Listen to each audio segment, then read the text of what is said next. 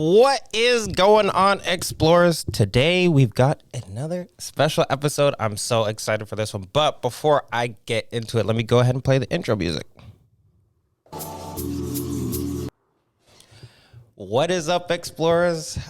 Before this episode begins, I just wanted to remind you guys, if you haven't already, make sure you check the link in the description below. Take you directly to our Patreon if you would like to support.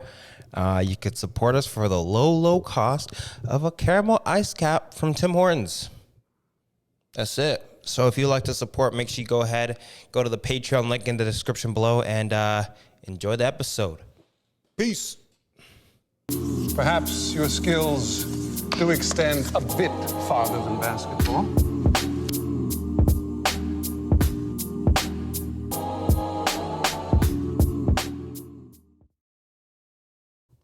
All right, so as I was saying, my name is Dante. We are Chez Dante, and today we've got a special guest in the building. First, I just want to say we made it. We made it to a milestone, and it's a pleasure to have you on for this milestone. I can't even believe I've made it this far. Episode 75 today. Oh wow, that's crazy! Congrats. Yeah, thank you. So we've got, who do we got here today? 𝓁. We got 𝓁. So tell them a little bit about yourself, and then we'll just hop right into the conversation. For sure. So I'm an artist working out of Brampton, Hamilton, Toronto area. Started as a poet. I sing, I rap, I create, just all around an artist, creative. That's what I do. Nice. So yeah, I've being in the art space or the art scene out here in Hamilton, I've seen you around here and there, different events. You've been performing, you've been going up, you've been doing your thing. How did you kind of get started? You said you started with poetry. Is that kind of like what got you into the art space? I think poetry really helped me craft my writing. And helped me understand expression. I think growing up, I started playing instruments and playing in church and be on the stage and whatnot. Yeah. And then it just didn't feel like enough. So I started writing, and then writing didn't feel like enough. And then I got curious. So when I came to Hamilton, I saw like everybody was creating. There was so much artists around. Like 𝓟There and Juliana Jones are all singing, creating. I was at Mohawk. And I was super inspired. I'm like, yo, I want to do that. And then in quarantine hit, I was like, if life is going to be unpredictable, I don't know what's going to happen. I kind of want to put my stamp down while I have time. And then I just started. Honestly, I wasn't able to create until I really went on a path of self-development. Because I needed to know who I was in order to know what I wanted to say. So you mentioned that you wanted to, kind of leave your mark while your time is still here, which brings me to my next question, like the name of 𝓁. Like, tell me a little bit about that. I know it's like a spiritual name. It means a lot to you. So like, just tell us a little bit about that name and why 𝓁. Yeah, for sure. So 𝓁 comes from Stoicism, memento mori, which there's a really cool story about how when the Roman emperors would come back from their conquest, they would be celebrating in the city, and there was a slave. I think his name was 𝓟There. I don't remember the slave's name, but they were hired to sit inside the chariot and whisper memento mori in the emperor's ear. So that kind of remind them at the height of their life that death is always around the corner. So you need to live in the moment and help that balance you out. And I think during COVID, I was really in my self-development journey. I was reading Marcus Aurelius, and my real name is Marcus. Meditations. So I was drawn to the book because it had the same name as me, and I was like, I'm really curious. He was a philosopher. He was a Roman general. He accomplished so much, and I'm like, we share the same name. I wonder if we share the same ideologies. So I started reading into that, and just going back into my past. When I was younger, my dad passed away, and I was thinking about Kobe Bryant and how he recently passed away, and his daughters have memorabilia. They can go back and see who he was, how he spoke, and all that stuff. But I didn't really have anything, so I kind of wanted to have that in my mindset, especially during that quarantine time when everybody was resetting, right? And I really wanted to really think okay, if I were to die tomorrow, what could I leave behind? Am I really living every day to the fullest? Many people in quarantine went to sleep and never woke up. So if that were me, I wanted to leave something behind. So if I have kids, then they'll be able to have something. No, and I think that's so key. And this is, one of those ideas that have been like just attacking me from all fronts. Like, leave something behind. Like, who's gonna know you were here? How are you gonna tell them? And like all these things, because one thing I've been super fascinated by is just like ancient history, just in general. But like one of the things is like, even you mentioned like the Romans, right? They were on top of the world, but yet where are they? You know what I mean? Like they were on top of the world. We're number one, and then all of a sudden they're not here. Luckily, they made art, right, which is so important, and they did things in like stone, right? They did big buildings out of stone and monoliths and all these different things, right? And I always think about like in today's culture, like North American culture, Canada, US, whatever you want to call it, we don't do anything that's like long term. You know what I mean? Even like, how they talk about like the Golden Gate Bridge has to like constantly be maintained. I didn't know that. You didn't know that? No. Okay, so basically what happens is like the Golden Gate constantly has to be maintained, it has to be repainted because of like the weathering, and it'll just get damaged over time. So you have to constantly repair it, which is like most of our society. Whereas older societies, they would like just build it once and then it would last forever, dude. Wow. You know what I mean? Not forever, but like, for instance, like the pyramids, they built them, but yet they're still here. Yeah. Whereas we will build like the Burj Khalifa and be like, yeah, we built the tallest building. But then like in 30 years, if no one's maintaining it, it'll just crumble. I wonder why that is. We have more technology now. We have more information and equipment now, but how come their structures lasted longer than ours? Well, that's why this idea has been bugging me. Is like, why do they focus on long-term stuff and then we focus on short-term stuff? You know what I mean? It's like we focus on short-term stuff, but then we have to like keep, we got to keep getting money, keep doing this short-term payoff, but keep getting the short-term payoffs. Whereas, back then they would work on one thing for a really long time, and then that really long time of putting into it would make it last even longer. You know what I mean? Like the old idea of like Japanese katanas, right? They would try to make them so good that even if you never had to use it for 50 years, it's still sharp as fuck on that 51st year and when you need it. Yeah. Whereas here, dude, buildings are crumbling all the time. The bridges that they make, they're breaking all the time. Here, like they have to repair them. So that's just something that I've been thinking about, because I wonder, I'm just thinking if media has a play on that. Like, if it's because of how media's conditioned us to always want more and that there will always be more, that we don't have to build for the future. I see what you're saying, and I think that's kind of it. Like, even though we're aware of the future, it's not like we're like super preparing for it or whatever. It's kind of just like, oh, well, I have enough to live for this next year or two or whatever it may be, these next couple of months. But like back then, it's like, oh, let's make a temple that you make it once and it's they're literally still here, bro. Yeah. They're literally still here. And those kind of ideas, I'm like, how did these last so long? Or like, why did they decide to do that? Why did they decide to make things that last so long? That makes me think of like art and creativity and like Beethoven and how their classical music still stands today. Yep. A lot of what's derived from that is how we currently have our music. And I'm wondering, they went through a similar process, both with creation of art, of beauty, of structures. It was the same process, same foundation. Yeah. But what did they base their foundation on in the creation? Maybe they didn't create for other people. Maybe that's the difference. What do you think they created for? I'm not sure. Maybe just to create. Just to create. That's what I think. But there has to be something. You know what I mean? Because like, what motivates you to put 20 years in for whatever? I think that they had a deeper connection to whatever gives us creativity because they're not influenced by. Yeah. I think now it's so easy to be influenced by other. Yeah. Which is not a bad thing. Yeah. But like, I'm just thinking about music and like how a lot of artists now are sampling. Yeah. But they're sampling older times. Yes. But before then, older people, those guys weren't sampling anything. They were creating everything.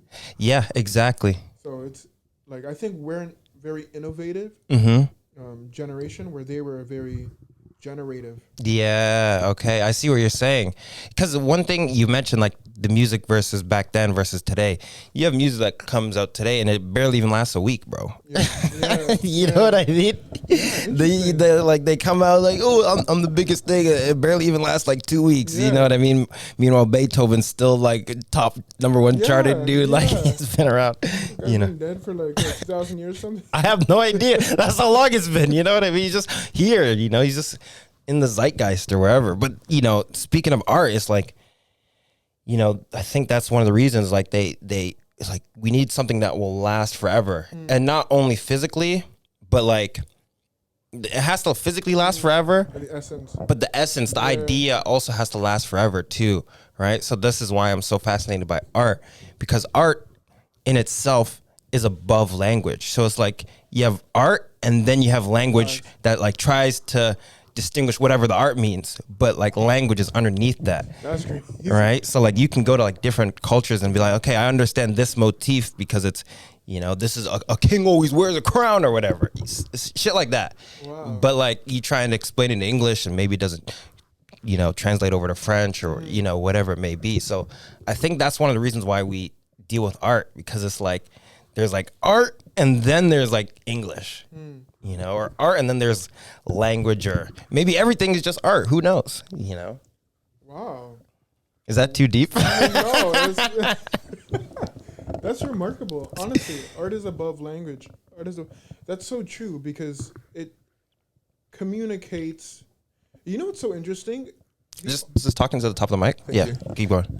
You know what's interesting? The artist in itself doesn't always know why or what's being created.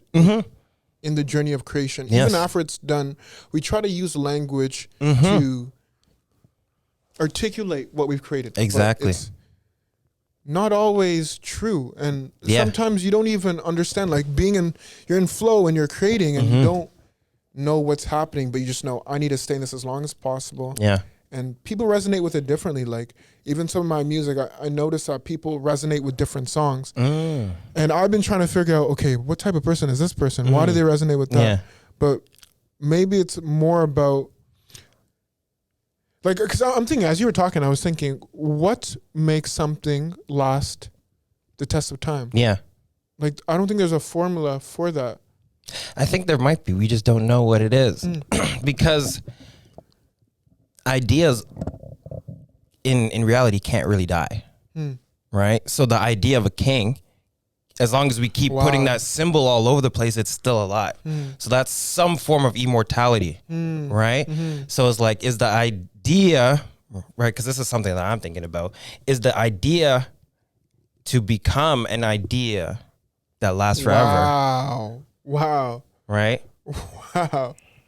That's so interesting, because a lot of celebrities and artists that we're inspired by, look up to, talk to, it's the idea of who they are to us. And I guess that's why we call them artists, because it's our expression of them, you know? Yeah. Because they see themselves differently than we do. And everybody else has a different expression of them, but it's a collective understanding. Yeah. But it's subjective. It's a personal. Yeah. So you're right. Like everyone understands the general idea of Drake, but everyone has their own like personal connection to him, because like, oh man, I remember 2016, and then I was in this part of my life, and that's how they're tied. Yeah. You know what I mean? That's so interesting, because art encapsulates time. Yeah.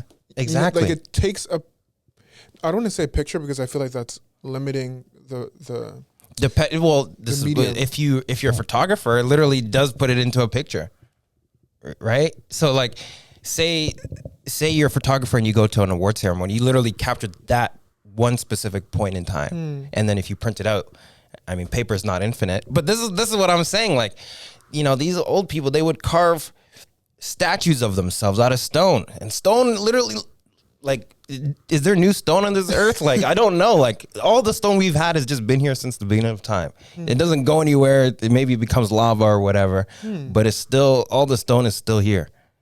So, like, all these things is just infinite. Like, you know, try and put the idea. It makes me think about, like, the infinite resources as being reused. Like, it never. Yeah. Yeah. Yeah. Yeah. Then this is another thing, right? As an artist, right? I find that sometimes we might get stuck in the idea of like, oh well, I have to be 100% unique, right? Like I can't be anything like this. I can't be anything like this. But then you realize that nothing is new under the sun. Everything's already been done. All these ideas that you had, someone probably already had them. You know what I mean? So it's like that in a way frees me up to be creative in my own way, because it's like, okay, someone may have already done this, because that's like there's like 8 billion people now. How many people have there already been? How many thinkers have there already been that was like, oh yeah, I thought about this. And going back to the point of like you're looking at Marcus Aurelius because you share the same name, right? So I share the same name as Dante Alighieri, the poet, right? I'm not familiar. You're not familiar with Dante Alighieri? Okay, so he wrote Dante's Inferno. Okay. So know the name. I don't necessarily know a lot about it. Okay. Oh, it's so fast. Like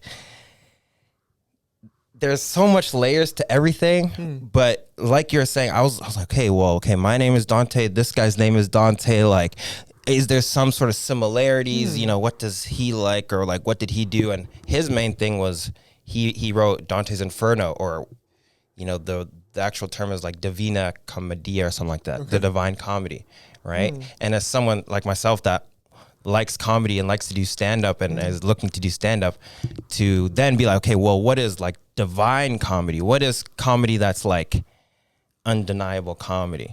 You know what I mean? And then you come to realize, well, back in the day, and this time, because I think Dante Alighieri is like the 1400s or whatever, so he's like Italy. Basically, he got exiled from Italy. They kicked him out because he's like, oh, your political views are da-da-da-da-da. So they kicked him out. And then while he kicked him out, he like wrote this story. And it's basically, it's how do I even put it? It's like the story is basically him going through hell, right? Because the idea is at least his interpretation of the way the universe works is that you have to go through hell to get to heaven, right? So the 8 rings of hell and all these things, that comes from him, because that's how he sees the world. So it's like, oh, in the first ring, you see everyone that committed this kind of sin on earth, and da-da-da-da, and then you go all the way down, and then you get to the frozen lake, which is where the devil is, and then you go even lower, and then you're in purgatory, which is like you're not in heaven or hell, and then you keep going down. But this is like from his perspective in like the 1400s. So it's like, it's art, but it's also a story. But then the story, right? Because, okay, so this is where it gets so crazy, all right? Because earlier I said, right? I said there's language, and then there's art. But then there's something even higher. There's the story. Interesting. Right? But can I debate that? Go for it. Story is art? Yes, but this is why I put story above art. Okay. Because you will see the same stories in different arts, just like you'll see the same arts in different languages. Wow. Right? So you'll see, like, for instance, the hero's journey. You've heard of that story, right? Can you remind me? Okay, so the hero's journey is basically like the archetypal story of a guy who was on top of the world, and then something took him off his horse, and then he starts from the bottom and he has to like build his way back up. So think of like Iron Man 1, right? I don't know if you've seen that, but it's like he was an Iron Man, then he gets locked in the cave. He's got to go through a self exploration journey. He's got to find out who he is on the inside, and then he becomes Iron Man on the end of that. So that's like the hero's journey. But then you're like, oh, well, I saw that in Iron Man. But then you're like, oh, well, Lord of the Rings kind of has the same story. You know what I mean? Or like, this is where we get to the best, Interstellar. Woo-wee. Because one of the reasons I reached out to you is because you said you recently watched it. So I want to get your takes on it. But Interstellar is once again like just one of those, there's art, but then there's the story, which is the hero's journey, right? So the story is hero's journey, and then the art is Interstellar, and then the language is, oh, well, we watched it in English. Does that make sense? No, definitely. Sorry, as I was just thinking about one scene in the movie where his name? Cooper and that lady that wanted to go to that planet to say Brand. Yep. Yeah, Dr. Brand, yes. Mm-hmm. And in that moment, he was saying, well, because you were talking about Art's story, and I was thinking, is something higher than that being love? Because in that moment, even though Cooper wanted to go back to his family because of love, Dr. Brand wanted to go to that planet because of love. Yes. But he made the most rational decision despite like how she felt. He knew what she was feeling, but he's like, nah. Yeah. But that's what's crazy. So so you're right. They're like, because basically at that point in the movie, they were like, they didn't have enough fuel to like make two decisions, right? So they could only make one. It's either do this or do that one. And then they're like, okay, well, you know, and they talk about in the movie, love is like an intangible thing, right? So this like, you know, it's there, but you can't like touch it. Well, you can, depending on how you interpret love, right? Because this is what I think, right? These chairs that we're sitting on, someone had to put love into them. Wow. So like, this is love that I'm touching. Wow. Right. That's So like, crazy. if you go to the pyramids, someone had to put a shit ton of love to make the pyramids, you know, and they're still there. Like, this is what blows my mind. Like, why are they still there, bro? What if it's the power of will? The power of will. Yeah. Somebody's will is so strong that it transcends time. Like that's what happened in Interstellar. The guy, when Cooper fell, I was like, yo, the movie has to be done. When he fell. When he crashed into the black hole. Oh, okay. So this is the revelation I had. Okay, right? Because like you were asking me like what my favorite subjects were growing up before we started, and I was talking about like, oh, you know, I like science and astronomy, like all those things, like those are my main subjects, right? So growing up in the science world, you learn that, you know, black holes are like the end all be all, bro. That's what they teach you. You see a black, like, don't even want to see a black hole because as soon as you're basically dead. That's what they teach you in science, right? But in the movie, the black hole was the solution. You know what's so interesting? In my mind, I assumed it was a second movie. Like it was part 2. Like to me, he died. You know, when it went all black, like, I don't know why, but my mind was just like, he's dead. So everything else after that didn't really feel real. When he woke up in that new world, it didn't feel real to me. Okay. It almost felt like he was dreaming. And then when he did wake up from the dream, I was like, was it all a dream? That was the first thing I thought when he opened his eyes. Okay. So let me ask you this, because I see where you're coming from. It kind of seems like it's a dream, but then like, what is life? Because sometimes life is just so crazy. Like this shit can't be real. Like you ever seen like a situation where it's like, dog, like someone should have been filming this because no one's going to believe me. But that's just as real as no one filming it, or, you know what I mean? Like there's just some weird things that literally happen in real life where it's like, nah, I think this is fake, even though you just saw it with your own eyes.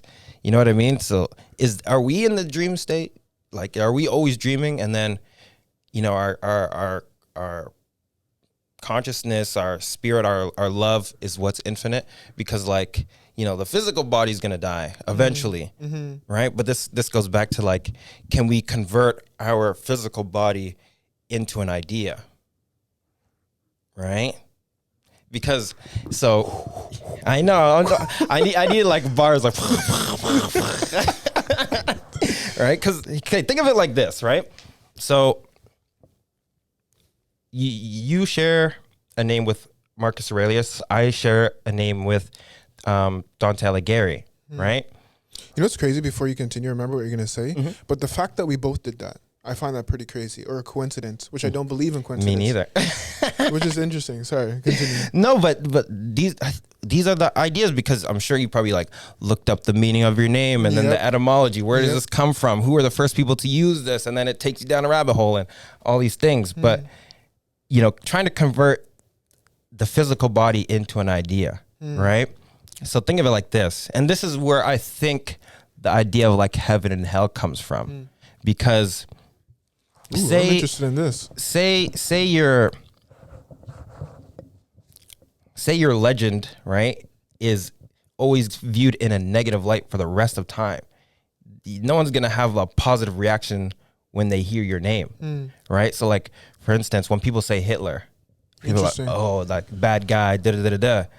But so like, is his idea of him in like the hell side because we always attribute it to negativity? Whereas maybe, right? So this is the idea comes in when people think of Jesus and you only think of him as good, like the holy good, right? So everyone sees him only as good, like most of the time. So maybe his idea or the idea that people have of him is generally good. Therefore, his idea or his spirit or whatever is in heaven. You know what's interesting, especially when you're talking about Dante's Inferno, is, and also with Jesus along with this, is where do they get these like stories in Dante's situation, Yeah. and then Jesus's mission? Where do they get the inspo from that? That's what I'm saying, because nothing is new under the sun. So they got it from somewhere, dude. Yeah. They got it. They got these ideas from somewhere, or maybe these ideas are always there, and we just tune into them. Yeah. Right. And this is why I liked Interstellar so much, because Interstellar is such a science-based movie. Right. It's very science-based. What are you gonna say? Go for it. When there's a scene where there's like the sun, the rays coming down, and it was in Morse code. And Okay, yeah. From his perspective, when he's walking, and Murph is decoding it, and he's like, "Nah, this is just science. It's just science. Blah blah blah. It's magnets." Yeah. But the irony was he was sending a message to himself, Yeah. and that wasn't science. That's what I was like, bro. You like. Science can't be explained without magic or source or whatever, and source can't be explained without magic. They're one and the same thing. Yeah. But we live in the world where we separate them, right? So we live in a world today where we separate science and magic, where I think back in the day, it was just all science. Or it was all magic. I really like that point. Yeah. It's interesting because I don't know, both science and magic need each other to exist, but Okay, here's a good point. Okay, this might help you explain it. Have you ever tried to learn a magic trick before? interesting. Have you? Yeah. Okay, so you learned the science of a magic trick, but to the person that you do the trick on, it's actual magic. Right? But to you, it's just like, oh, well, if I do this little, I'm not going to spill the beans on the magic tricks, but like, you know what I mean? It's like, you have to practice the trick and make sure everything's in its right place. So you know the science because you know what goes where and what's actually happening. That's like art. That is exactly what art is. Art is also science, Yeah. right? Because they're conveying these ideas in a language that's not a language. But my the question language with no is- name. Art, the language of no name. I was going to ask, my question is, when there was no science to break down the art, where did the art come from? When there was no science to, well, here's the thing. I think it was all one thing. I think art, science. We separated it. We separated You know what I it. was thinking also? That science is the body, art is a spirit. Yeah. Magic is a spirit. So the way we separate our sense self, the version of us that experience the world, yep. and the other version that experiences the feeling of who we are. Yeah. Because Yeah. you're right. We separated so we can say, well, scientifically that's not true. So then you guys have to believe this, right? Because they don't want people to believe in magic. Because then it's like, what you can believe in is endless now, which it should be because the universe is endless. Yeah. But it's like, oh, you can't do this. I was thinking about heaven and hell Okay. as being also an extension of the opposite of science and magic. Okay. In the In sense what way? that magic is heaven, science is hell. Yeah, I see what you're saying. Not that science is actually hell, but it's the frustrating struggle of trying to uncover the universe when the universe cannot be uncovered. Yeah, no, exactly. And that's exactly it. Imagine trying to write and explain everything that exists in the universe. That would be hell, bro. Literally. Like imagine so this star weighs 3.2 billion kajillion pounds. It's this old. Imagine you have to write all that stuff. No, who does that? Who's got the time? Nobody. It's too much, dude. There's literally too much to do. And like Wow. that idea of like art and magic is heaven is I would agree, because also think of it like this, right? The heaviest stuff will sink to the bottom, right? So anything that's physical, anything that actually exists, right? This chair, this physical, whatever, it sinks down to this physical realm. But like all the ideas, because they're not physical, they go all the way up. That is right? So crazy. I was thinking, I didn't mean to interrupt, but you just gave me, I was thinking, is that why we associate with hell with being the ground and heaven being up? Well, maybe because well, one, this is also what I think. Sorry. Go ahead. No, Whenever we get an epiphany, we always point up. Yeah, sometimes. Yeah, you point up. Well, I think because I think the ideas come from up. Interesting. Well, they come from all directions. All directions is up and down, right? So this is the point that I was gonna make. I don't actually think, just like how we separate science and magic, we also separate heaven and hell, right? Because it's all on the same slider, right? It's all on the same thing. So maybe like it's basically this, right? If I were to slide this all the way down to hell, it's down here. Slide all the way up to heaven, And Earth it's is in up. the middle. Earth is right here, but it's all the same slider. So even if I'm down here and I'm closer to hell, you could look at it as, oh, well, at least I'm closer. I'm getting closer to heaven this way, if that makes sense. Do you get what I'm trying to say? Like it's all on the same Spectrum. It's all on the same spectrum. You know what that makes me think of? If you loved somebody so much, right? And then you ended up dying and you went to heaven, wouldn't it be hell without them being there? Would it be hell? No, I don't think so, because in the end, you already know that they're going to be there with you. Wow. Right? Because when we get off the planet, what is time? We only experience time here because we track it with the sun and the moon and all this stuff. But when you're in space and you're not tracking it with whatever, infinite is just as infinite as not being there. Yeah. Oh my goodness. That's so interesting about infinity. Infinity feels like nothing because it's everything. Exactly. It's everything and nothing. Nothing at the same time. It's heaven and hell. Oh, wow. Because in the movie, when he's combing through the Tesseract, yeah. The Tesseract, cool. And he's seeing every instance of the same scenario. And it reminds me of a movie called Everything Everywhere All at Once. I still have to see that. I haven't seen it. I've been saying for months I'm going to see it every episode. I'm like, yeah, I know I have to see it because it ties in. And I know it's very spiritual. And I was like, dude. The reason why is because... No spoilers, though. No, I won't. But one of the coolest concepts that they talk about is the idea of decisions and making a decision. Yes. If you make a decision, then your entire life will pan out this way. And it's so interesting that time doesn't see, like time, I feel like time is already accounted for. Sorry, my mind's going in so many different directions, but I feel like time is already accounted for both decisions that we would have made. And I was also thinking time is the opposite of love. Okay. In the sense that it's like the father and love is the mother. It's the opposite spectrum, as time is time is order, love is chaos. I see where you're going with that. Yeah, because whereas love is infinite. Hello. Hey explorers, Dante here. Just wanted to remind you guys, if you haven't already, make sure you go ahead and click the Patreon link in the description below if you would like to support.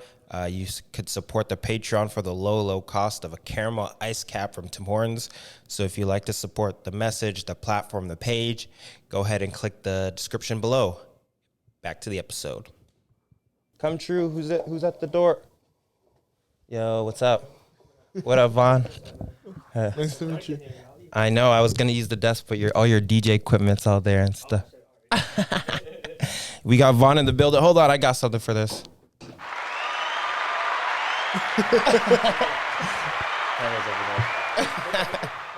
Good, nice to We're meet doing you. well. Romario, nice to meet you. So yeah, sorry. Where was I? talking about time and Oh, love. time and love. So so for us, we're limited by time because our physical bodies are limited by time, right? But the love we decide to put, you have to put love into something over a period of time, right? So the more love you put into it, the more you counteract that time. And that's how it's able to last longer. That's what I think. So like, imagine you have, because I don't know how many people built the pyramids and all these things or whatever, but it's like, say you had a whole civilization and their main focus, whether it be slave labor or not, we don't know, but their whole focus was, let's all come together and build this pyramid. Everyone's putting all their love into this one thing. And it's still here, like millions of people. I don't know how many people, but like they put all that time in. They're able to build something in the physical, but it lasts for so long. I was thinking, what if, because of the power of their will, because of the power of their love, that we preserve it because we can feel that? Yeah, well, dog, the pyramids are in Egypt, and I'm talking about them for some reason. How does their energy get all the way over here? Wow. You know, how does their presence, how am I feeling that?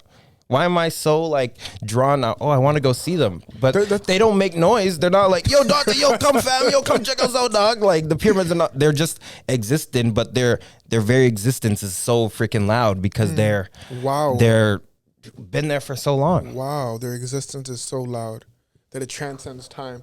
There's a book called The Alchemist. I don't know if you've read it. The Alchemist by Paulo. It's a fictional book. Okay. It talks about the journey of the soul and the hero's journey. Yep. And his goal is to see the pyramids.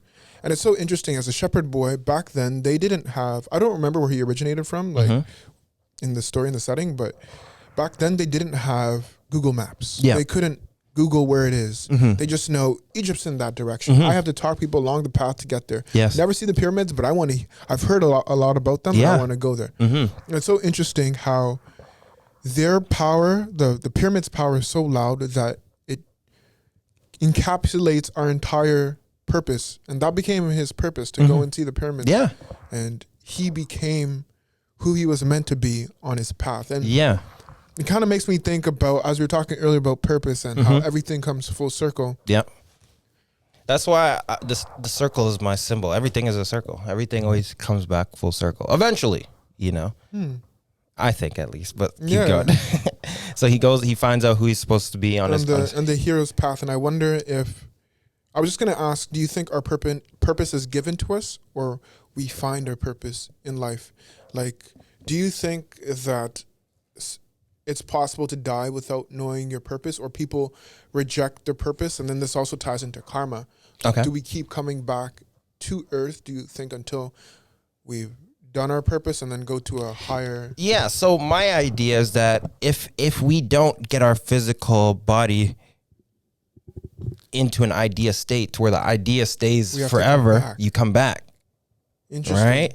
So like the spirit of Dante Alighieri never has to come back because we keep talking about his books. No one has to come back down and write the book because it's already written. It's already legendary. You know what I mean? So like I would think that another thing is like we manifest our destiny. Like you're always consistently working at your destiny, right? Because the future doesn't actually exist. So it's like you're building your destiny in the here and now, and that's the only place you could do it. So that's the only time that exists. So once again, it's like, okay, well, what do I want to put love in? Because you can only do one thing at a time. Like right now we're podcasting, but why am I not driving down the streets? Well, I can't be two places at once. So I'm like, okay, well, let me put my love for podcasting into this moment. The more I'm able to do that, you know, we made it to episode 75, but like the more I do that, the more episodes I do, the longer it'll last, the more people will see it. But you have to put that love into it, and it's you have to keep putting love into it. You have to keep asking where the pyramids are. You keep having to stop for water and take breaks, and you know, like it's not going to be a smooth journey, but as long as you keep, you know, marching forward and take breaks when you need to, I think eventually you'll get there. Do you ever think the love dries out? Like certain things No. Interesting, because Love is infinite. So everything's infinite, so it can't dry out. The only thing that can dry out is your belief in love. That's where it dries out. So once you lose faith in it or in your process or whatever, that's when the love will dry out, because once again, you're not connected to it. you're not connected to it, or like you're not feeding from it. Like if there's so much infinite love in the universe, right? Because the universe is infinite. That means there's infinite amount of love. There's infinite amount of this. There's infinite amount of everything, right? So as long as you're tapped into that infinite, you're going to have infinite love. But once you're like, fuck this place and fuck all these people and everyone's a piece of shit, you know, what's the point of living? Da, da, da, da. You're not going to live much longer. It's so interesting that the universe gives us what we want. Well, that's what the universe is. Well, I believe, right? Because we're talking about, you know, there's the language, then there's the art, then there's a story, but then there's an even higher level. I'm adding another level to it, right? And I did an episode on this, but there's, you know, we're talking about these ideas, right? That like last so long. So one of the oldest ideas is, or in Christianity, we have what's known as the 10 Commandments, right?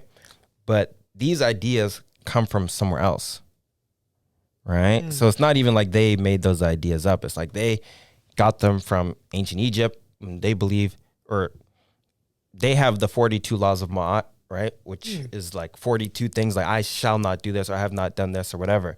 And then the Christians, because they're later, they're like, okay, well, let's take this, let's sample, right? Because you're talking about sampling earlier. They're like, oh, let's sample the 42 laws of Ma'at, and then let's make the 10 Commandments, right? But before the 42 laws, there's something even before that, and it's the 7 Hermetic principles, right? And the first Hermetic principle is that all is mind. Everything that exists is all in your head, right? So even though this is physical, right? Technically, it's still mental, because I need my mentality to perceive this, if that makes sense. Yeah. So like, even though it's physically here, it's actually mentally here, because it's like, well, I'm feeling it with my hands, I'm looking at it with my eyes, I'm hearing it when I touch it, but it's all in here. You're putting all this together in your mind. That goes back to what you said earlier about if life is reality and if we're all in a dream. Because even in a dream, the only differentiating factor is pain. If you can feel pain in your dream, that means it's real. Yeah. But if you can't, then that means it's a dream. Yeah. So it's such an interesting thought. Like, the dream world transcends the physical plane for a specific period of time in order for us to experience it. And you know what is so interesting? I wonder if we're here to feed back into the ideal world to keep it going. That's what I think. Because I think that because in the ideal world, right, everything is all one. So there's no separation, right? So in the ideal world, science, art, magic, me, you, it's all one thing. Down here, it's all separated, right? So it's like, well, back up in the ideal world, we don't even know what separation is, because everything's all unified. So you come down, it's like, I would like to experience separation, because that's the one thing you can't experience when everything is all one. Does that make sense? But isn't that sort of like hell? Yeah. Separation, because then we're always looking. That's why they say humans are social beings. We want to connect. We want community. We want to be connected. Yeah, we want to reconnect. Wow.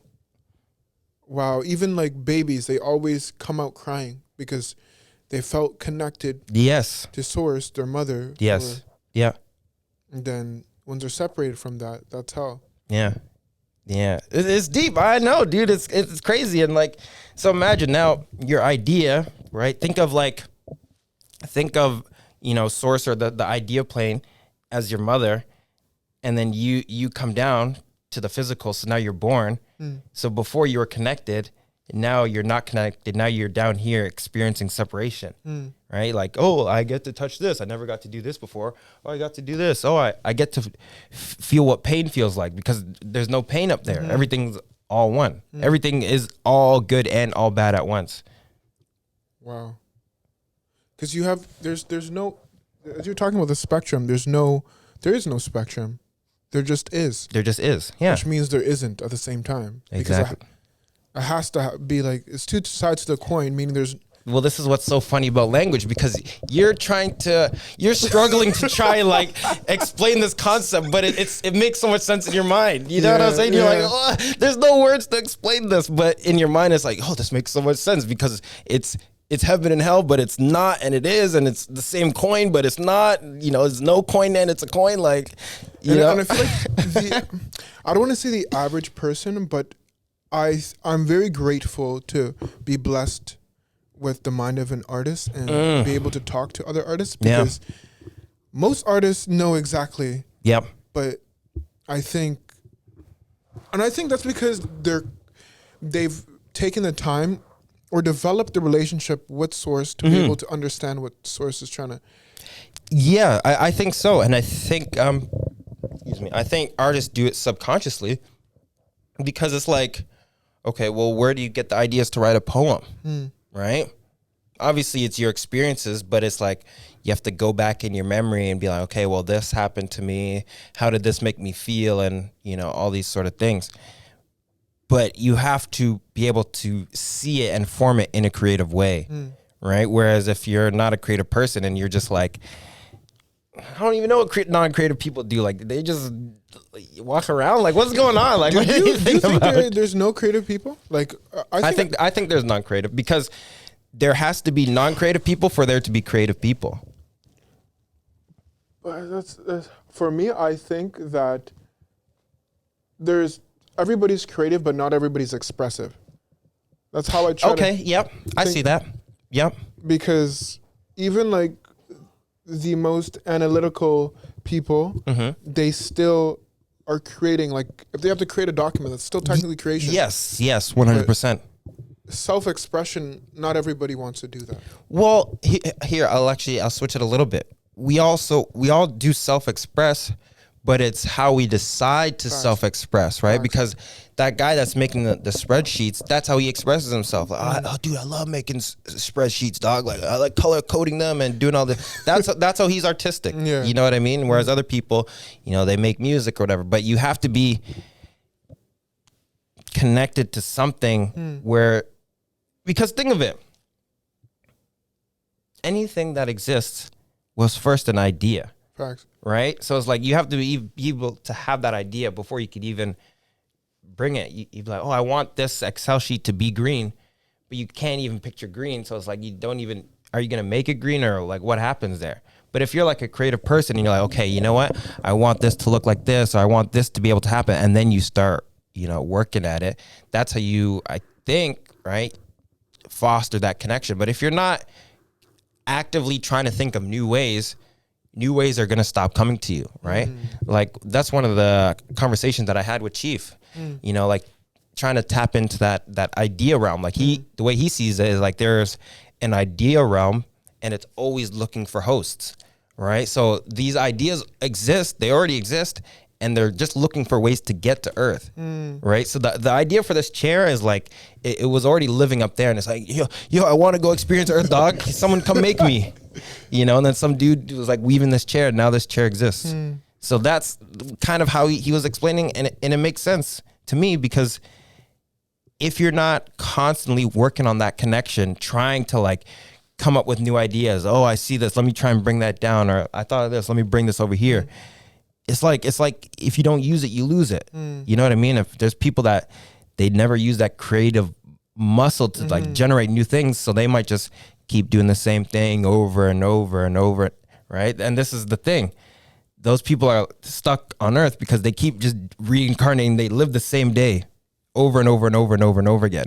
They never go out and experience some level of chaos because it's just the same thing. They never experience that unknown, because it's just like this every day. Every day I go to work, 6:30, I wake up, have my 1 cup of coffee, my 2 eggs, and I go to work for 7:15, and they live that day every single day. I've seen these people before. You know what I mean? And I tried to live that life. It didn't work out. Like I was in there, I was locked in for like 2-3 years, and then I saw the light. I was like, I could not live like this forever. I personally think that way of life, I feel like you die quicker that way. Wow. I Because you're already dead. yeah. Yeah. That's what it is. You're already dead. So if you're already dead in your mind, once again, Your it's body like will just catch up. it just catches up, right? You're already dead in your mind. Eventually, your body's gonna catch up. But if you're out here living your best life and you're actually trying to live and you see yourself as young, you're gonna stay young longer because that's what your body believes. And you know, this is the thing with I want to ask you about modern delusion. Okay, because I like where this is going. Modern delusion. I'm curious about the average person's delusion, and this is going to be highly controversial, but I like controversy. so like you have an artist delusion where they have to believe in. There's no way you can be successful as any type of artist without believing yourself. Mm-hmm. Then you have the average delusion, and let's talk about something subjective, beauty, for example. Okay. Where women or men who are in society's standards getting everything that they need without working for it. Yes. They operate under delusion through life, Mm-hmm. right?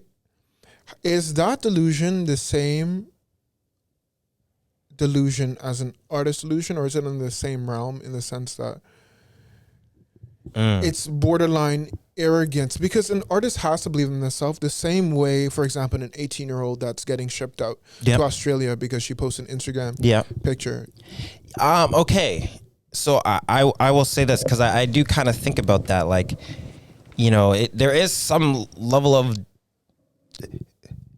the thing is, I think the issue comes from the words we use, right? So the first issue is that we use the word delusion, right? Whereas an artist, it's not delusion, it's they have faith in themselves, Yes. right? Right. So it's already a different mindset. When you say delusion versus faith, you know, you kind of look at it different. Now, there are people, like you're saying, maybe they think they're, you know, top of the world or whatever, and they might be able to be delusion, but eventually, I think it catches up, right? It catches up with them physically, it catches up with them spiritually and mentally. Like, you ever seen someone, maybe, okay, on like social media, they start posting something that's not true to their character, right? And then all of a sudden, they start getting a lot of attention for not being themselves, right? So now you're incentivized to not be yourself because it's like, well, this is where I'm getting all the likes and all the validation or whatever. But the issue is that's not you. You get what I'm saying? So now it's like, oh, now I got to go and do this thing that I'm not excited for. And I have to pretend that I'm enjoying it just so that these people will like me because I want the likes. But the likes don't even feel good because you don't even like doing what you're doing in the first place, right? So it's like, oh, I got to wake up at 7 a.m. for something. Bro, you're basically dead. You know, it's like you're working at this job and I got to do this thing and I got to wake up and it's shitty and I got to do it again tomorrow. It's almost the same thing. You know, it's like it's tricky because it is a delusion, but it's almost like it's like a mental delusion because they have the physical evidence in front of them, but they decide to ignore it. Whereas an artist is still constantly making art. You know what I mean? They're at least trying something. Maybe they think it'll work, right? Maybe it will, maybe it won't. But it's like they have that belief in themselves. Whereas, you know, someone that's online or whatever, they think they're all this, but it's only because they are pretending to be that. But do you think that's healthy? Because society often says, fake it till you make it. Yeah, I don't believe in that.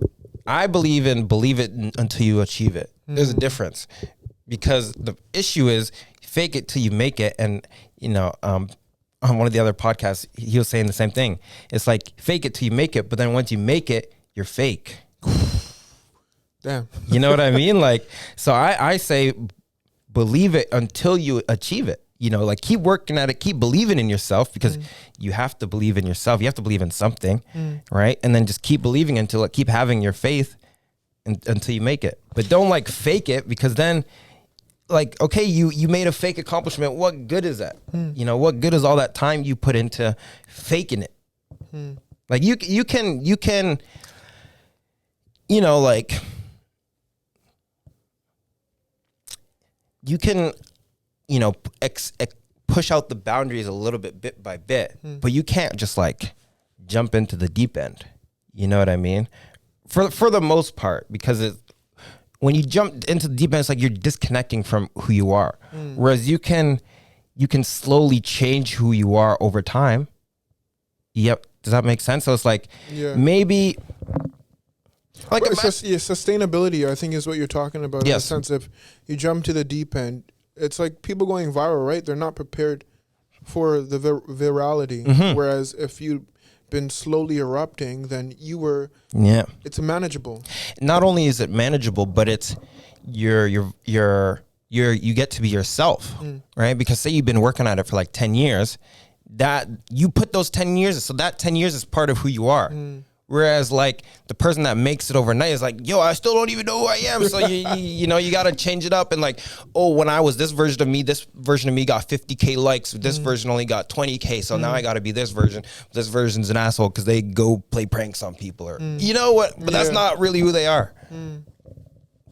My question is, just thinking about the spectrum, that decision to do that thing that got you that amount of likes or that virality, is that not technically still part of them? It is. So the way I look at it is just they're just earlier in their journey, right? Because it might help them in the short run, but then it's like, then they're like, oh, this is not me. Maybe then they go through like dark times because they're not happy with where they are, who they became or whatever. So then they have to go part of that journey too. Interesting. So it's not that it's not them. This is how I'm understanding. It's not that it's not them. It's that who they are hasn't accepted that part of them in a way that they're able to. It's not one being yet. Yeah, okay. Right. So it's like the image they have in their mind is not who they are in the physical. Right. It's like two different things. And then now you're trying to be two different people, which it takes away your energy. Yeah. You know, it reminds me of high school. Yeah. In high school, a lot of people are at home. Like, I have 2 younger brothers, and I see it, like, the way they talk online, the way they are in school compared to how they are at home. And I remember being that age and just trying to find myself. And then it became to a point, like, who am I? Yeah. And you have to go to the opposite side of the spectrum to realize, oh, that's not me. That's not me. Go to the opposite side of the spectrum. Oh, that's also not me. Yeah. Let me come to the middle. Exactly. So, and you know, these people that maybe they get caught in the delusion, maybe their story was never to be, you know, the biggest person on Instagram or the best IG model or whatever. Maybe their destiny was to go through that experience and think that they were, fail at it and be like, yo guys, don't be doing this. This is what I learned and Maybe that's what they're destined, but we don't know because we're all still experiencing time. So only time will tell. So do you think a delusion is healthy? Do I think delusion is healthy? The reason why I initially asked that question is because I was thinking of Kanye.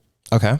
And how a lot of successful people were considered crazy. Yeah. So this is the thing. This is my issue with language, because we use these words like crazy and delusion. But the idea that you're trying to pinpoint is not crazy or delusion, right? But we just use these words. They're negatively charged. Exactly. But it's like, that's why I prefer the term faith. It's like it's like belief in the unknown, you know? So maybe they believe in themselves so much, and to them, you know, it helps, but maybe on the outside, it's, oh, this guy's an asshole. But it's like, nah, he just believes in himself more than you believe in yourself. Or, you know what I mean? It's interesting because you have to have that little bit of like chaos, right? It's like it's like a, you know, it's a balance, right? Imagine if you're the same person forever, you would never experience anything. You'd just be the same. You need that little bit of, I want to try something else. I want to be better than I am today. Wow. That's what pushes you to go forward. So maybe, you know, Kanye's just like, oh, I want to be a better version of myself today, but he does that every single day. So now he's did that like 600 times, and now he's like, dog, I'm the best version of everybody, or some shit, you know? Like, that reminds me of Kobe. Like, Kobe and Kanye are very similar, and I don't think a lot of people realize that. I think all these greats are similar, dude. They're all tapped into something on a different And that's so interesting because even if you think about a younger version of herself, we're now tapped into something that we weren't tapped in back then. That's why. And talking to my brothers, like, I'm trying to tell them, I'm like, bro, I know what you went through. Like, I don't know specifically, but I was you know, there. generally, Exactly. But they're not tapped in, so they don't understand where I'm coming from. What they're tapped into is not sustainable. It's cheap fuel. Yeah. And it's not gonna. And then they're gonna burn out in order to realize, okay, maybe I have to prepare my vehicle better for this road trip. Yeah. No, that's it. And that's what's so crazy because, like you said, you have had your time, so you went through it, right? And this was what's so sick about the hero's journey, right? Because this is. I'll tie it back in. So you went in full circle, right? So you went in, you had that experience, right? You went in and, you know, the hero's journey is like you went in and fought the dragon, right? And the dragon always hoards the gold, right? So I was like, oh, I want to grab the gold, but you got to fight the dragon first, right? So you go in, you learned your lesson, and you're like, okay, don't do this. Be a little bit more sustainable. Now you have that gold. So now you're bringing that gold back, and you're bringing it to your family. You know what's so interesting? I didn't mean to cut you off, but most of those stories never celebrate the gold. It celebrates killing the dragon. Yes, but this is part of the issue, right? But I feel like that's a good thing, though. Is it? Because if your focus is more on the gold, then you'll die to the dragon. This is how I think of it. Because, like, when I was listening to Kobe, and he was talking about how he has to fall in love with the process in order. He has to fall in love with the process more than the championship. Yes. If he gets a championship, he's not going to want to play next year. You know, it's the process of waking up early, working on your craft, killing the dragon. Yes. And the victories in the dragon, they always celebrate once they kill the dragon. They don't celebrate when they pick up the gold. Well, but remember, the gold is just an idea, because what I was going to say is you bring that gold back to the village, right? And then you share it with people. That's the knowledge. That's the knowledge, right? So you went through this experience and you're like, bro, like I can see what you're going through because I killed this dragon like 6 years ago, dog. You know what I mean? And then they're just getting to the cave now. And you're like, okay, well, he does this. And so now you're giving him the cheat code so that he can kill it first try. You know what I mean? But you went and learned and you brought that knowledge back, which is why I love Interstellar so much. Because basically, right, the dragon in Interstellar is the scientific belief, right? Because Cooper and the black guy, who I forget his name, they were science-based, right? But they didn't have faith in the unknown. Only Bran had faith in the unknown because she was in love with whoever, right? Love. So the dragon is that, at least that he kills in the movie, is like, well, if he wants to, you know, make it and have Dr. Bran get to the planet, he's got to sacrifice himself, right? So he's like, he's like, I love myself, but I want humanity to go on and I want my family to be safe. I got to sacrifice myself, right? And so then he goes into the black hole. But it's like, he knew that doing that, he had faith that if he does that, everything will work out, right? So then he goes through the black hole and it doesn't end up killing him.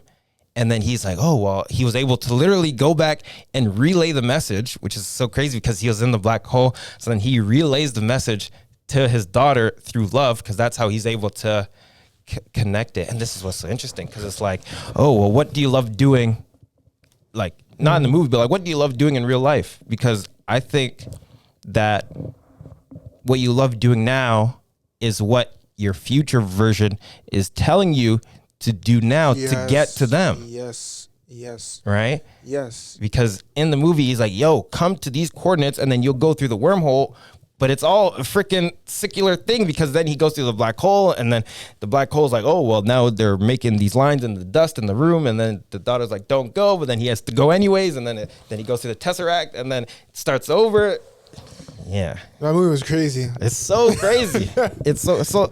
I found it so interesting as well that I thought Tom would be the guy. Tom, it was his son, right? Tom? Oh, yeah. I thought he would be the guy, the reliable guy, responsible guy, because Murphy was like, or Murph, she was always like, It's like she loved her dad, and you could feel that love. But for so many years, because she was so hurt, because she loved him so much that he left. When she told him to stay, when she's like, "Look, the ghost is telling me to stay." Yeah. Because of that, she's the one who found him. She's the one who like had faith in that. Because she believed in the intangible, right? Because she was the only one that thought it was a ghost. I was like, ghosts don't exist, dog. We're scientists. Give me scientific evidence of a ghost. You know what I mean? Meanwhile, the ghost was giving them scientific evidence. Like in the movie, it's like he did the Morse code in the dust. He's messing with the gravity. But he's like, oh, well, it's not, he didn't he didn't have the faith. He was strictly on the science perspective. I was just going to say, it's so easy because it's so interesting to think of that he had to kill that part of him in order for him to live on. The science mentality, and also made me think of masculinity in men and women, as well as a lot of the people that had love and faith were women. And I wonder if that goes to show their natural intuitiveness to understand faith. But it also made me think, one of my favorite parts in the movie, you probably won't understand why, but is when he got back into the thing to go and find Dr. Brand. That made me think of the journey of a man. You just went through hell. Your job is to go back. Dog, I know. Like, and I was like, wow, that is our responsibility to fulfill our purpose, to save, to create worlds, to explore. No, it's crazy. And once again, this goes down as one of my favorite movies. Even though it's so science-based, I think it's one of the most religious movies. You know what I mean? Because it's like they slid the slider all the way up to science that it actually comes down into religion, like God and all these things on the other side. You know what I mean? Because it's like, it's the same thing. The being that was touching Dr. Brand was him. Yeah. That was insane. Yeah. Well, it was that handshake, and they were going one way and then he was going the other way. Yeah. But they were able to connect. Yeah. And this is what's so crazy about black holes and wormholes, because I personally, the way I look at the world now, and we're talking about this in everything, everywhere, all at once. Anytime you make a decision, you basically jump through a black hole, right? Because you make a decision and then you jump through the black hole, and then you have the cause and effect of that decision you made on the other side of that black hole, right? So it's like, in the movie, they go through the wormhole and then they come out through the other side, and then they're in that other solar system. So it's the same thing here. It's like, oh, well, I was going to do one thing, but I decided to turn left instead of turning right. But when I turned left, now I got pulled over and like all these things. Whereas if I had turned right, who knows what would have happened? So it's like you're jumping into all these different wormholes all the time. We just don't see them as wormholes. One thing that I love as well is you never knew he was going to make that decision. I had no idea that he was just going to sacrifice himself. I'm like, bro, there was no need to. There was, because the need for him to sacrifice himself was to complete the mission. And we're going back to the, masculinity. Even though he already sacrificed himself once, this guy literally like, fuck it, I'll sacrifice myself. I'll go to the black hole, which in science means imminent death. You know what I mean? So he sacrificed himself. And then he's like, oh, I'm still alive. Well, let me just hop back into the freaking spaceship and do it all over again. Dude, that's like, imagine. Well, this is what we do literally every single day. Facts. We wake up, we go through life, and then you go to bed, like, oh, finally, the day's over. And you wake up like, you got to do it again. You got to do it again. And you have to have love for it every single day. Yeah. That's what makes it worthwhile. Yeah. That's scary. It's scary, but it's also really awesome. That's the best part. You know what I mean? It's like the roller coaster, right? It's like, oh, that was terrifying. Let's do it again. And that was my main realization with the movie, because I had watched it a few times, but it's like you're saying, when you look at art or you watch movies, you can watch it multiple times and see different things, right? So I had watched it like maybe 4 or 5 times, but I was still locked into the scientific dogma mindset of black holes are always bad, right? And it wasn't until that I was talking with a friend of mine who was explaining some other things, and then I realized like, oh, like seeing a black hole as all bad is like seeing like, a situation as only all bad when it's all good and all bad, right? So I still had to like switch that mindset. It's like, hey, it's not all bad. It's good and bad. I can't comprehend it. So it's okay, right? Because one of the things I wanted to do, because I love that movie so much, right? So like, I wanted to like do this like big mural in my apartment, right? And I wanted to like have someone paint the black hole from the movie. Wow. Like huge, you know what? And then I wanted them to paint like the 3 planets that they visit, right? Because in my mind, it's like, okay, well, in real life, I want to go to the love planet, right? So I'm like, I was kind of just putting that in my psyche. I'm taking my rocket ship in life and I'm going to the love planet, right? And before I got that mural painted, I'm like, I don't know if I want to have this ginormous black hole on my wall. I don't want that imagery in my psyche because it's negative. I don't want this big thing of death on my wall. Oh, that's so interesting. Sorry, I didn't mean to interrupt, Go for but it. I was talking to my mom. She's like, I don't like that name, Роморі, because it's associated with death. Yeah. And I'm like, but you're seeing it as all bad. I'm seeing it as It's all good. good. So that's so interesting that. Yeah, but exactly. So this is the point that I came to realize, even though I've realized it so many times in like other aspects, I just realized that in the movie for the first time, it's like, man, the black hole is not all bad, because what ends up happening is he doesn't go directly to the love planet. No. He goes through the black hole. You know what I mean? And I was too scared to like paint it on my wall because it's like, oh, the psyche of a black hole. I don't want that in my mind. Yeah. Meanwhile, the black hole was the solution, because, bro, you have to sacrifice yourself. That's the thing. You have to sacrifice your time. You have to sacrifice everything else. Who you were, who you are, who you were. And that's a question that I have. I feel like our future self is always speaking in silence. It's not a language you understand. Yeah, it's in the spirit language. So when he made that decision, like his future self was calling, like he knew that was the right thing. And I feel like, as you were talking about how our future self is always communicating to us and talking to us, to tune into that, to tap into that, I think it's, as you were saying, is part of the ideal world, our future self, because that's where it lives. And it's an idea that comes down. Either we pull it down and are aligned with our future self, and our future self thanks you for doing videography and photography earlier on. So now this all comes back. Exactly. And it's like, who like, what made me get into it so early? Like, was it my future self? Like that, like somehow like put this camera in front of me? Like I was saying, my dad was a photographer, but it's like, you know, like, oh, how did all these things work? You know what I mean? And like, what about like this person's future self? Like, what are they? Do I ever come into contact with someone else's future self and they do something to me? Or like, oh, wow. Because here's another, this is what I think about, right? We all come from one, right? And we're all going to one.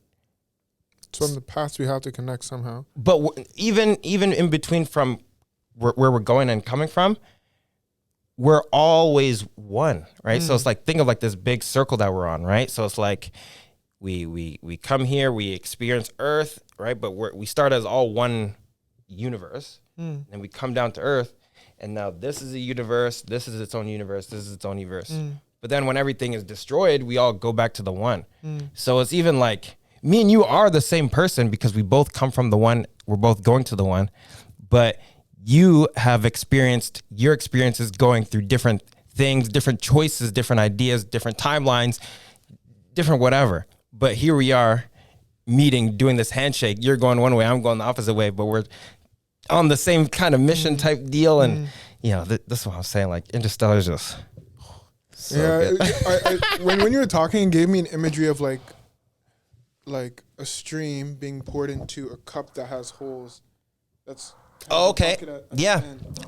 Exactly. So all the little holes exactly. That's what it is. That's exactly what it. That's such a good point. So it's like, yeah, you have someone pouring into a cup, but then the cup has holes on the bottom, so you have the streams coming out. Yeah, we're all. But then streams, you have a bucket at the bottom that's catching it all. So I see the bucket as a black hole. Interesting. Right. So because a black hole, everything goes into the black hole, right? But everything comes out of the wormhole on the other side. The wormholes It's a cycle. So it's this endless cycle, right? And I think these ancient civilizations already knew this, bro. Like, I'm out here just coming into this knowledge now, but I'm saying, like, these ancients, they knew about it. They put it in the art. You ever seen like the flower of life symbol?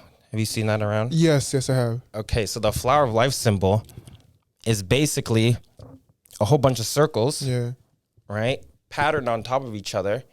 And we see it as a 2D thing, but in reality, it's a 3D thing, right? So it's like, okay.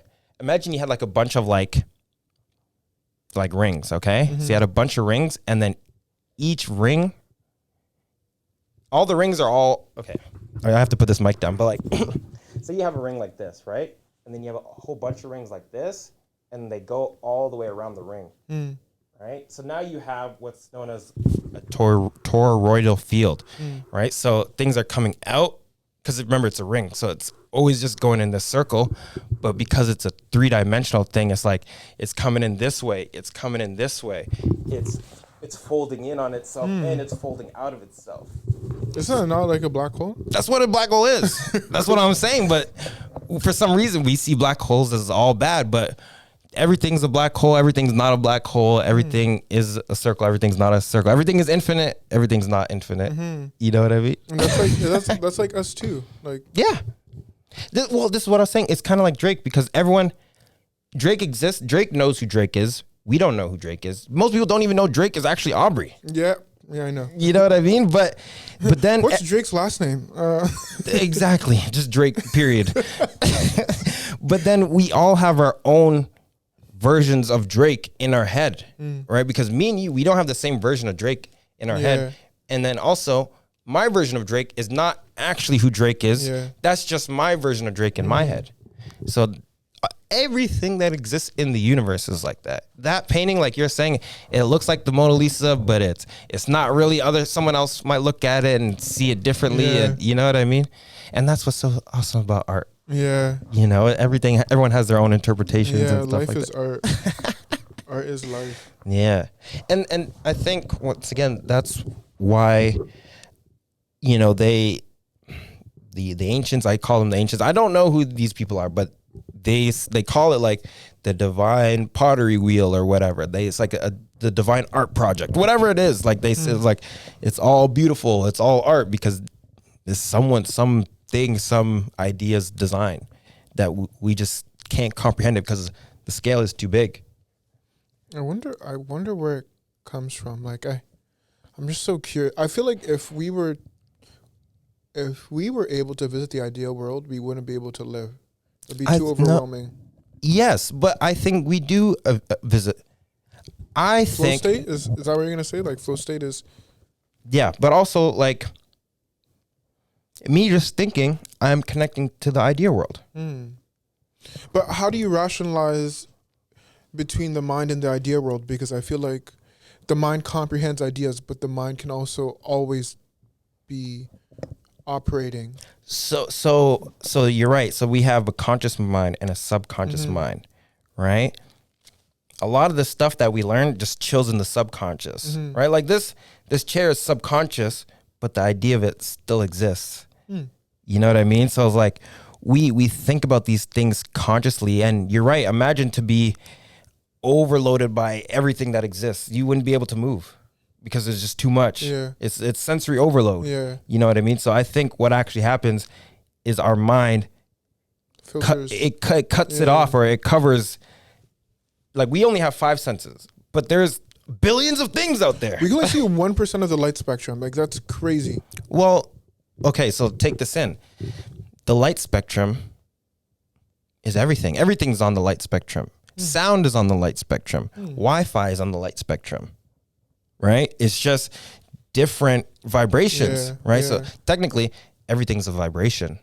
If you really think about it, like this chair, right? Because like I said, I'm really into science. So this chair is vibrating, but it's vibrating so slowly, right? Because that's when things vibrate slowly, they turn into physical things, right? So when you speed up the vibration, it becomes hot, or like it it creates like some sort of like friction or whatever it may be. So things like this, these are all vibrating really slowly. But things like the sun is like super hot. So that's got like a super high vibration because it's just like, psh, like super, whatever. But you're right. We can only see 1% of that spectrum. But even on, because like you said, it's a spectrum, it's on the same heaven and hell spectrum, right? Because at the top of light spectrum, we have violet, but then you go one step further, we have ultraviolet, right?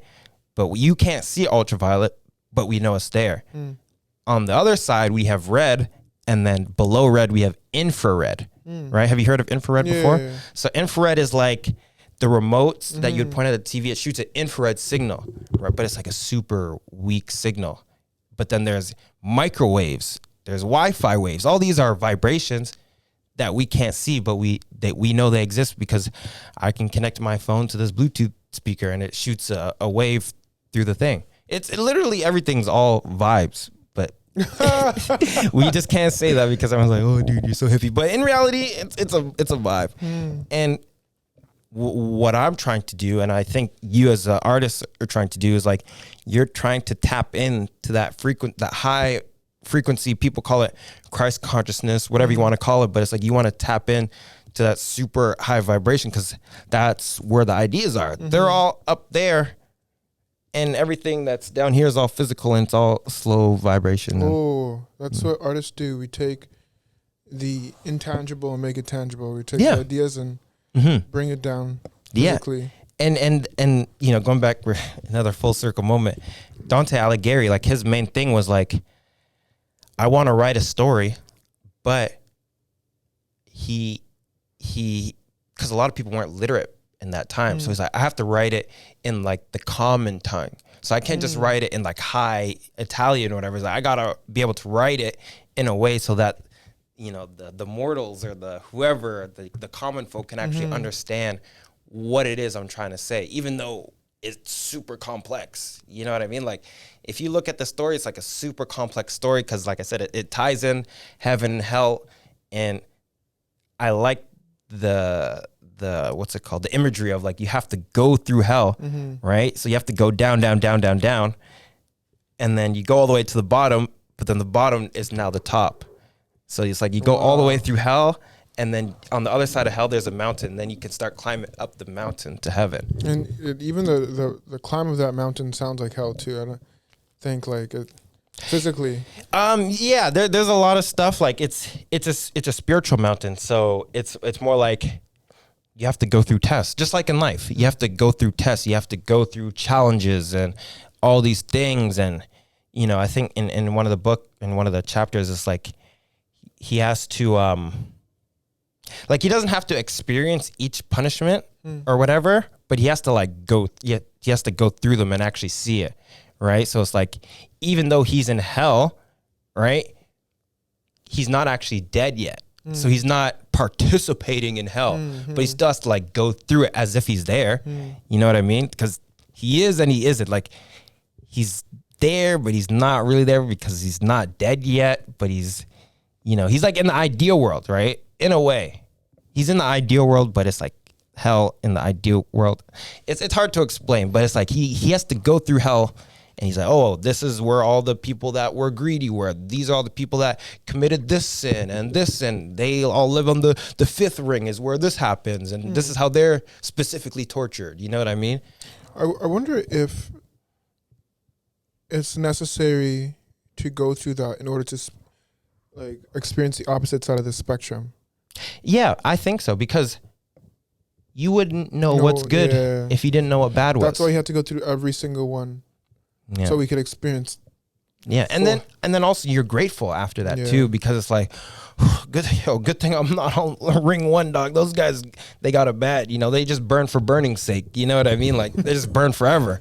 But then. Sorry, what were you saying? I kind of lost my train of thought, but I was thinking about when you were talking. I was thinking about virality and how, like, we need to be able to sustain and grow slowly so that we're able to appreciate.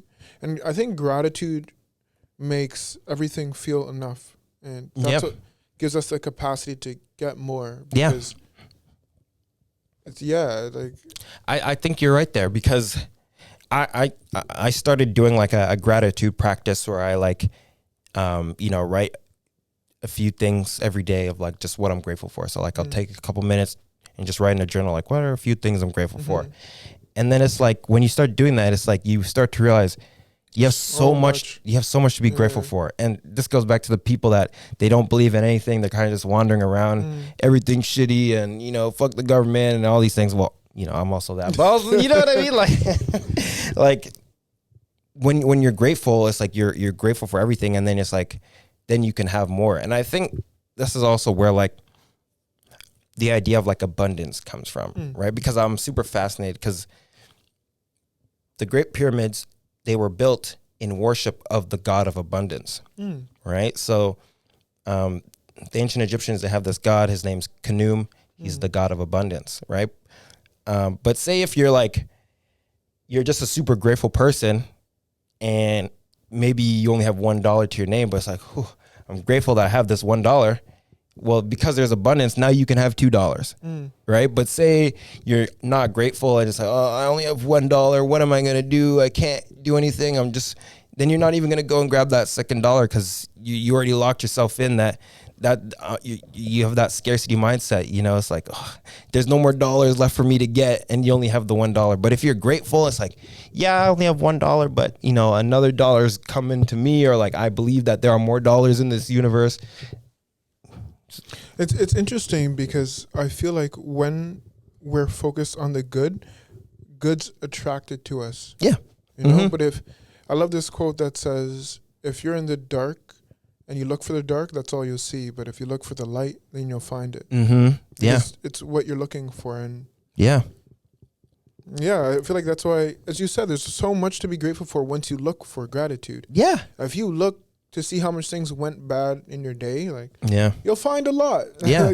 and also it's like you start to think of like, just smaller things to be grateful for that you weren't even grateful for beforehand. Like one thing that is repeated for me is like, I'm grateful that I just woke up this morning. Yeah. I had a friend of mine, he went to bed and he just never woke up. Like that was the last time he went to sleep forever. Yeah. And he was, I think, like a year older than me. So he was tired and he just went to bed and he just never woke up. Yeah. So like, it's crazy. Like you just wake up, it's like, whew, woke up today. No freaking tornadoes came and tore away my house in my sleep. No hurricanes, no nothing. Or like, oh, I'm grateful that I can at least breathe. I'm grateful I have 2 arms. I have 2 legs. There are people that don't even have that. I write those things down because there's so much to be grateful for. And it's like, the more things you're grateful for, the more things you can be grateful for, which then creates more gratitude. And then because you're more grateful, then there's more things to be grateful for. Then you're grateful of more things. Yeah. It's an infinite loop. And I think that's the way that we give back. Yeah. Through gratitude. Yeah. Because even when creating, I always say that I don't make stuff. It's more like being channeled through me. It's like I'm a co-creator constantly, because I'm inspired by people in life. And the way that I give back for my gifts is through gratitude and sharing. Yeah. Sharing, like, how can I be selfish and hold on to what I've been given? And once again, full circle, that's how we tie in the dragon of the gold, because it's like you take that gratitude back and you're like, here you go, give this to everybody. Everyone can experience this. Here's this lesson that I learned. And then you go do another cave and you learn some more stuff. You fight other dragons. That was my favorite moment in the movie, when he got back on the I was like, bro. Again? Dude, after all this you went through, you're going to do it again? I know, man woke up. He's like, where the hell am I? In a new world, but let me go and explore and find this lady. Yeah. Yeah. And it's so interesting. After he pursued science, he pursued love. Yeah. Well, that's what happens. That's what happened to me. Because what ends up happening is like you can only go so far with science because it's limited. How much battery's on there? Could you check for me real quick?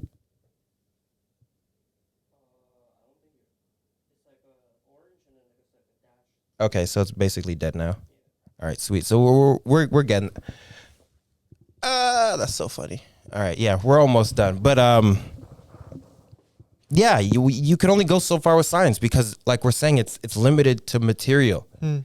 And that's what brought me onto my spiritual journey. Because it's like, not to say I learned everything in science, but it's like science can only explain so much, and then there's that stuff that's outside of explanation. I think that's very key to ask questions. That's what brought me from religion to spirituality. Yeah. The amount of questions I had so many questions. Yeah. Do you remember any of those questions that we had? Well, we'll end it off this because I think my camera's gonna die. But like, what are some like spiritual questions that you had that like led you down this path? Or like religious based or spiritual based? We'll do one of each. Like, for religion based, my question would be, why would God create a place for people to suffer if he created everybody out of love? Why would he create a place that's not loving?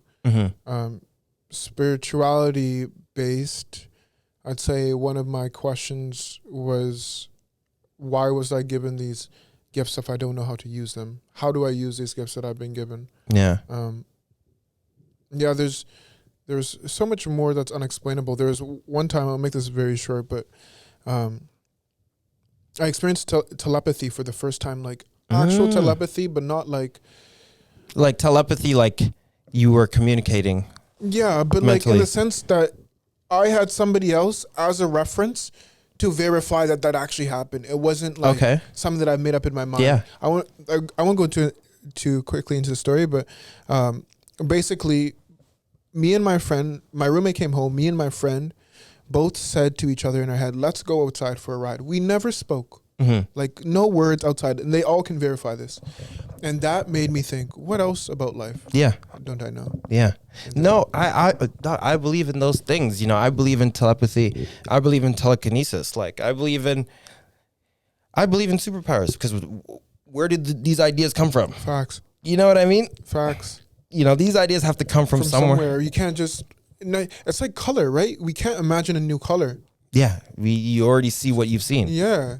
Everything else is just a compilation of it. Yeah. So, dude, we did a blazing hour and a half. That was freaking awesome, dude. Props, dude. That was sick. Hopefully that camera's still going, but usually, you know, we're talking about gratitude. I like to end these episodes off with like 2 things that you're grateful for. It could be anything, big or small, just 2 things you're grateful for. I'd say family. That's one thing that's taken me a long time to understand.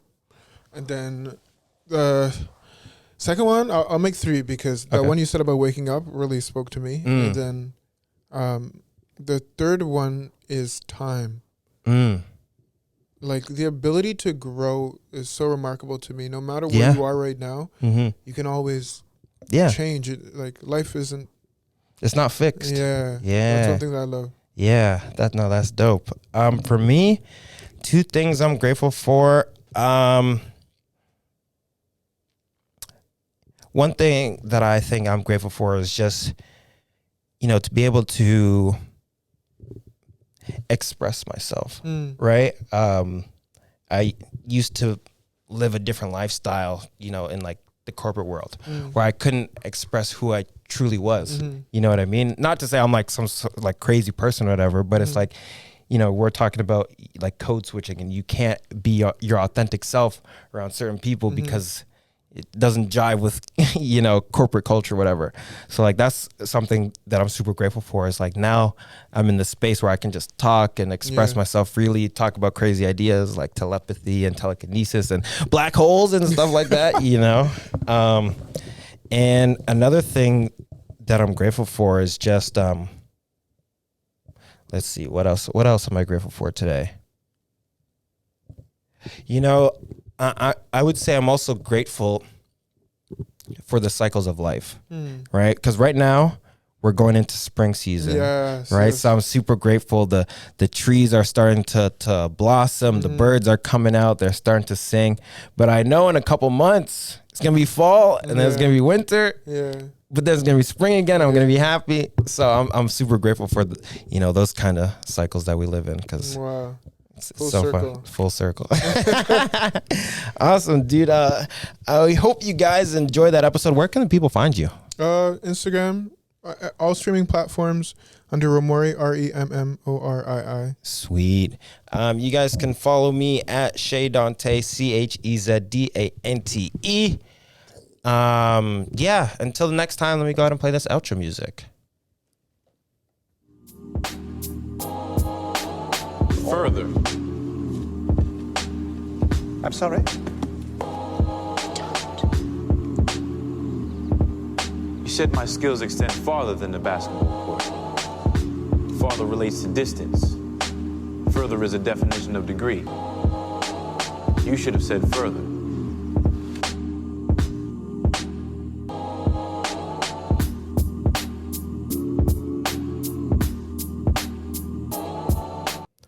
What's up, explorers? Hope you enjoyed the episode.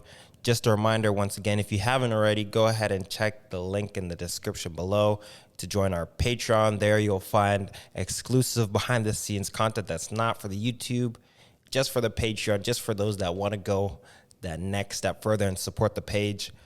So yeah, go ahead and check it out. And if you guys enjoyed this episode, leave a comment. Let me know what you liked, what you didn't like, what you would like to see, if you have any topics. But you know, topic is for the Patreon members only. So go ahead and check out the Patreon. But anyways, I hope you guys enjoyed that episode. Later. Peace.